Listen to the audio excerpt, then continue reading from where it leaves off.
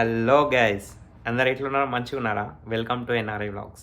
ఈ రోజైతే ఈ వీడియోలో నేను ఎవరికైతే యూఎస్కి వీసా అప్రూవ్ అయిందో, అప్రూవ్ అయిన తర్వాత వాళ్ళు ఏమేం డాక్యుమెంట్స్ తీసుకొచ్చుకోవాలి, ఇమిగ్రేషన్ దగ్గర ఏమేం క్వశ్చన్స్ అడుగుతారో అవైతే నేను చెప్పాలనుకుంటున్నా. సో ఫస్ట్ అందరికీ కంగ్రాచులేషన్స్ ఎవరికైతే యూఎస్కి వీసా అప్రూవ్ అయిందో. సో మీకైతే ఫస్ట్ యూఎస్కి వీసా అప్రూవ్ అవుతుంది కదా. సో అప్రూవ్ అయిన తర్వాతనే మీకు పాస్పోర్ట్ అనేది మీకు ఇంటికో లేకపోతే మీరు వెళ్ళి పిక్ చేసుకుంటారు కదా. సో వచ్చిన తర్వాత ఆ పాస్పోర్ట్ని అండ్ వీసా కాపీని అవైతే ఒక 2-3 జిరాక్స్లు తీసుకొని పెట్టుకోండి.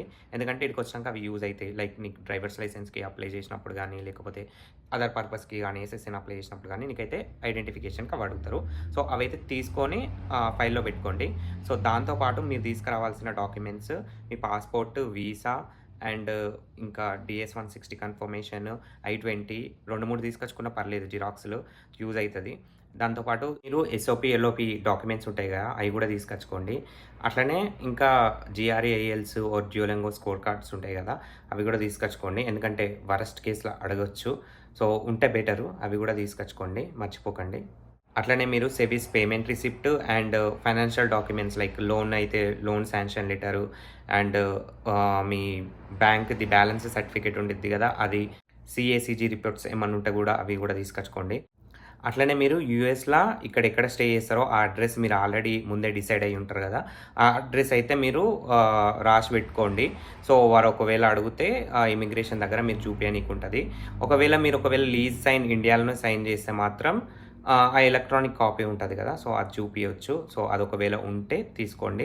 లేకపోతే సో అండ్ సో అడ్రస్లో నేను స్టే చేయబోతున్నా సర్టెన్ పీరియడ్ ఆఫ్ టైం అని చెప్తే సరిపోతుంది. అట్లనే మీరు బ్యాచిలర్స్కి సంబంధించిన మీ సర్టిఫికేట్స్ అన్నీ తీసుకొచ్చుకోండి.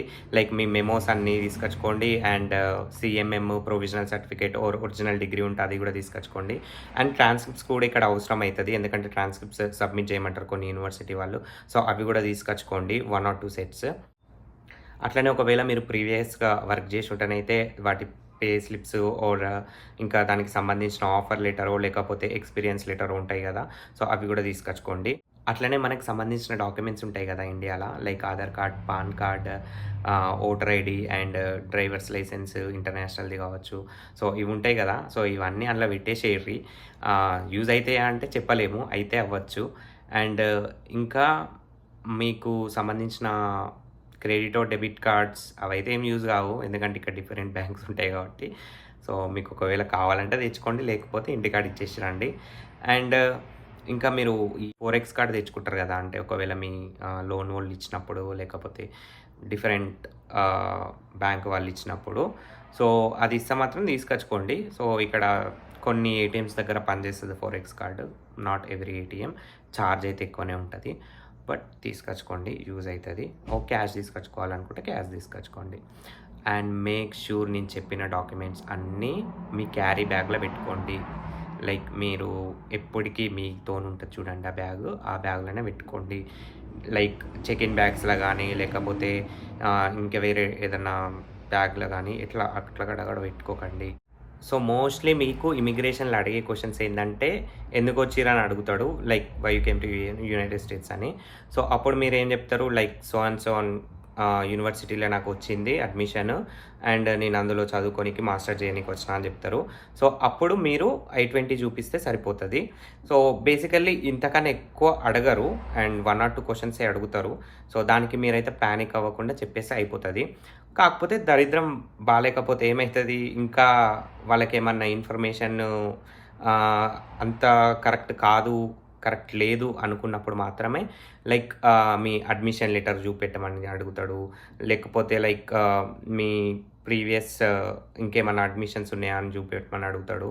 సో బేసికల్లీ ఇది అనేది వరస్ట్ కేసు. సో మనం ఎప్పుడు కానీ వరస్ట్ కేసులోనే ఆలోచించుకుంటే బెటర్. సో అవన్నీ తీసుకొచ్చుకుంటేనే బెటరు. ఎందుకంటే ఇంత దూరం వచ్చిన తర్వాత ఆడు మధ్యలో వెళ్ళిపోమంటే మనకి ప్రాబ్లం అవుతుందిగా. సో అందుకని చెప్పేసి వరస్ట్ కేసులో ఇవి కూడా తీసుకొచ్చుకోండి అని చెప్తున్నాను నేను. మేక్ ష్యూర్ మీరైతే మీ passport, visa and I-20 admission letter, ఇంకా సెవిస్ పేమెంట్ రిసిప్ట్ ఇవన్నీ తీసుకొచ్చుకోండి.